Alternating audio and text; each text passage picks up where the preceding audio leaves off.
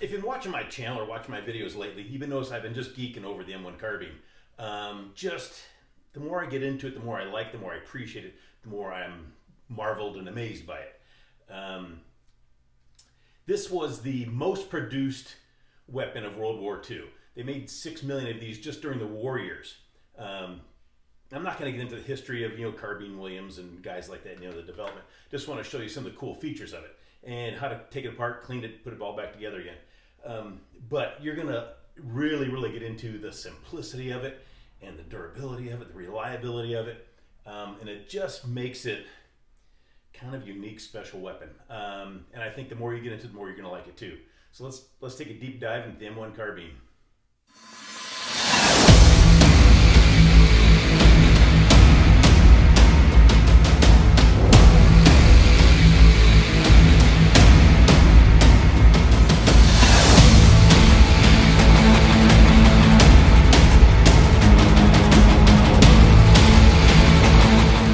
If you're getting into surplus rifles and you're collecting or shooting or just want to acquire a few, you just enjoy them. One of the things you're going to find about the M1 Carbine is they never fired corrosive ammo.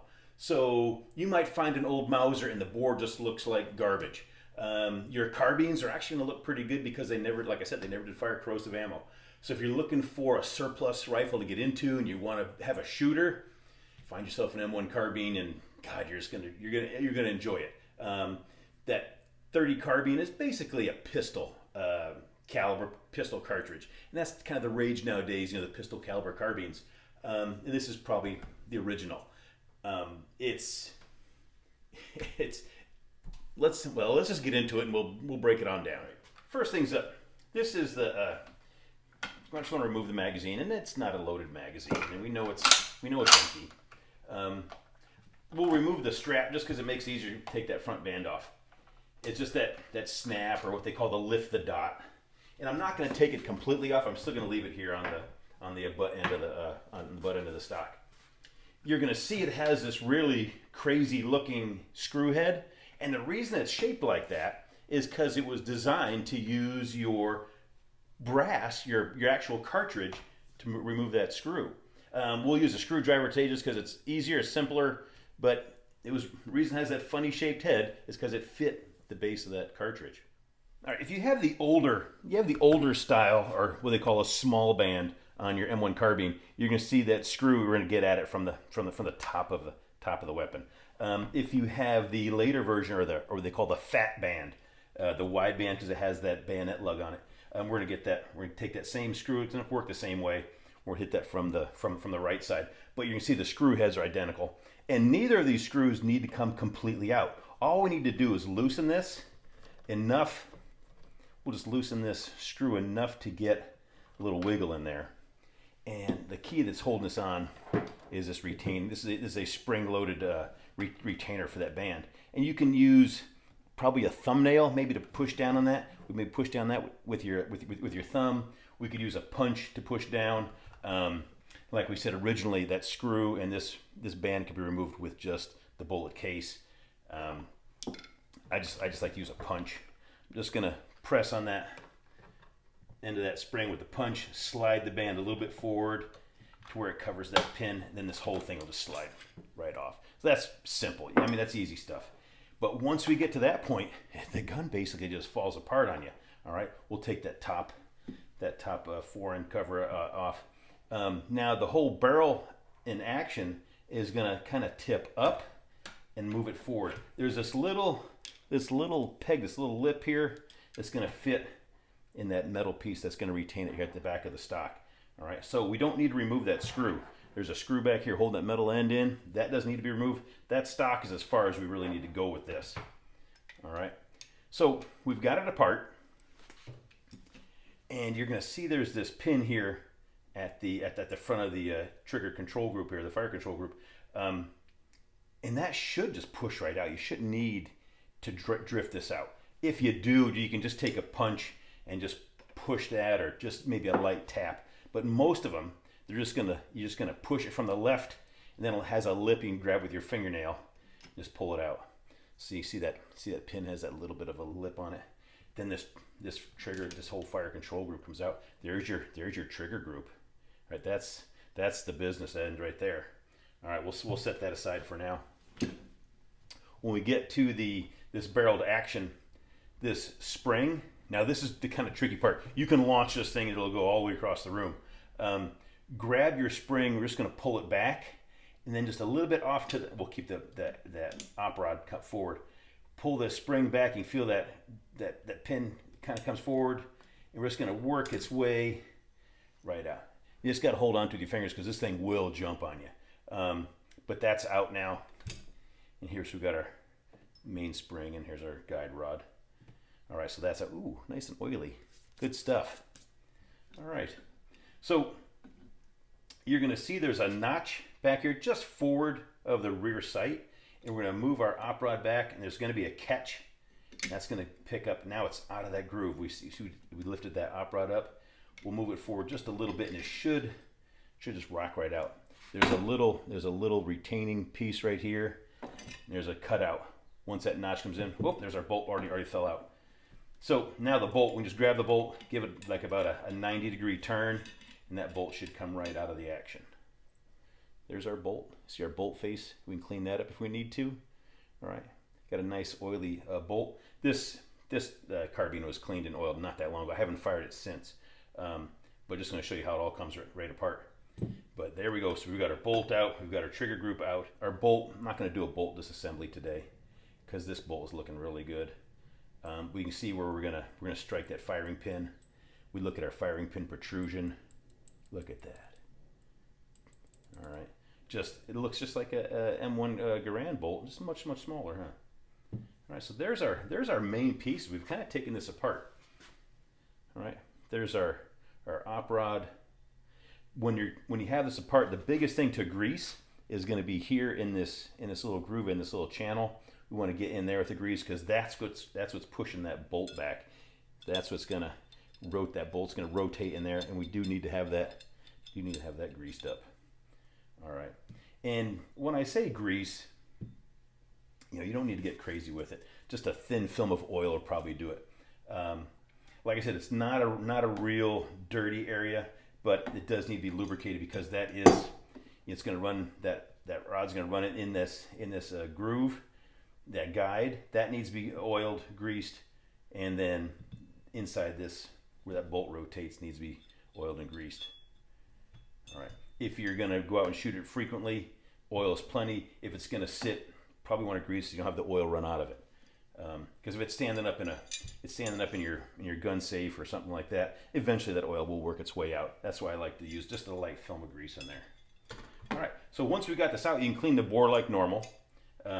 We've got complete access to the, put this in your vise. We can clean the bore just like we'd normally. But my stock is completely out. That spring, we could drift this spring out if you wanted to. Like say, for example, we're going to oil this stock. We'll put a little linseed oil on there. All right. We can take the appropriate sized punch. Let me grab a bench block. And this is going to be, you'll see the hole on the left side, and this punch is going to be the exact size that we want to have. What size is this? This is a 3/32 punch. Right, I'm going to reach across the camera here, grab my hammer, and we're just going to tap this. You can hear the sound. You hear that spring coming out. All right. Now we see that spring is out. Just grab it. There. That's that one that retained that front band. All right, and we look inside that little channel for it. Clean that out if you need to. Just a brush or maybe a little toothpick, you can scrape that out. If you wanted to oil up the stock, then we can go ahead and remove this piece. We can remove the sling, remove the butt plate, and we put a nice coat of linseed oil on there. But we're not at that point, so we're just going to leave it just the way it is. All right, so that's about as far as we're going to go with the disassembly. You should be able to clean everything from here. You should be able to grease it, oil it, and we'll put it all back together. Well, now it's actually the next day. Overnight, I did take the metal off the stock, and I figured while I had it apart, I might as well put on a coat of linseed oil. So I did put some linseed oil on it yesterday and let it sit overnight, and now it's obviously the next day, and we'll put it all back together. When you're looking to lubricate, thing like the M1 Carbine, the best thing to do is look for places where you're going to see wear. You'll see shiny spots. And that's kind of a good indicator that that's where you want to put a little dab of grease. Here on this op rod, we got a couple of shiny spots up front, and one here towards the rear, and the underside here that runs along that rail. All right, so we're gonna go ahead and grease those up, and we'll start putting this all back together. I'm using just some white lithium grease, and the reason I like that is with that white grease, by the time it starts turning black, I know it's time to re-grease the weapon. We talked about getting inside that channel where that bolt rotates, and I'm just using an acid brush to kind of get that grease on there, and I can put it on as heavy or as light as I want, just kind of like painting it on. If it's getting a little thick, I'll just wipe it as I'm putting it on. But I want to hit those shiny spots. And like I said, I'm not really putting a ton of grease on there, just kind of covering up that shiny spot where the two parts metal piece are going to slide. And that looks like, oh, well, there's a little shiny spot up here. We'll get that covered up. All right. Let's go and put the bolt in first. It's going to take about a 90-degree turn. Get that bolt in place. You're going to see, if you have to force this, then it's not in the right spot. Okay, this bolt should slide back and forth pretty easily. Just going to, all right. So what I'm going to do is I'm going to put this bolt open. All right, so we've got everything lubed up. And what I've got is I've got the bolt just about midway back. And what I'm going to try to do is engage these two lugs here on those rails there on the barrel, and capture the end of that bolt inside that bolt, that op handle. So we're going to go above the receiver here with that leg. Just gonna kind of hook into. All right, there we go. So now I've got in the rails, I've got the bolt captured. I get the handle put inside. There's that little cutout. There we go. That's trying to capture that bolt and get it all lined up at the same time. That's like the big hang up here. Otherwise, you're wrestling with that bolt and trying to shove it in there. But that's one good way to get the bolt handle and the bolt kind of connected at the same time and get everything caught up on that rail. Now we just put our springs back in and we're all set. All right, that was probably the hardest part of the whole operation. Okay, now we'll put the that main spring. Just going to go here in the tube. Then that guide rod, remember, has to fit up there. I'm going to put a little bit of oil on this before we do that. Just a little squirt of oil. Just a little bit of gun oil here on the spring. And remember, this thing will shoot out if you let go of it. So we'll get that to clear the back part of that op rod. It's just gonna, there we go, click right into place. Now we've got that bolt sliding. A little bit of spring pressure. I'm just gonna put a couple little drops of oil right here on both sides of the hammer, and maybe one right here on the spring. I did not do a complete disassembly, and if I want to put a little bit of grease right here on the front of that hammer face, where that bolt's going to ride over. And that's probably a little bit thick. So I'm going to put a little bit of grease there where that bolt's going to ride back over that hammer. Now we're all set to put it back together. Let's put the trigger group back on. The rear has to get, it's kind of like a little puzzle piece. The rear is going to go and slide in. And then remember, that front is where the pin went. And this pin doesn't really matter if it goes from the left or from the right. Either way, that's just it's a loose fitting pin. It's not a pressed in. It's not a tapered fit. So there we are. All right. Like I said, overnight I did take the stock metal off. We can go ahead and put that back on. So we've got this recoil lug, and it's got a very, very long screw. We'll put that in there. I'll probably stop it here because I don't want to bore you with all this. It's just a screw. Now we've got that recoil piece back in place. Put the butt plate back on. Again, you don't want to see this, just a regular screw. Okay, so we've got our stock metal back on. Let's put the barrel of action back in place. Remember, we're going to hook it in that recoil lug, and it should just drop down. There we go. All right, now You know what I'm going to do? Even before I do that, let's take that back out. What I found is that ammo pouch.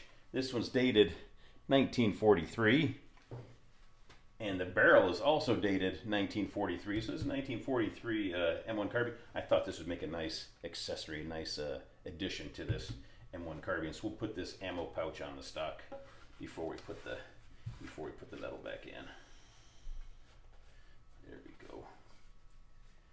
Let's go ahead and now we'll put that barrel action in. All right.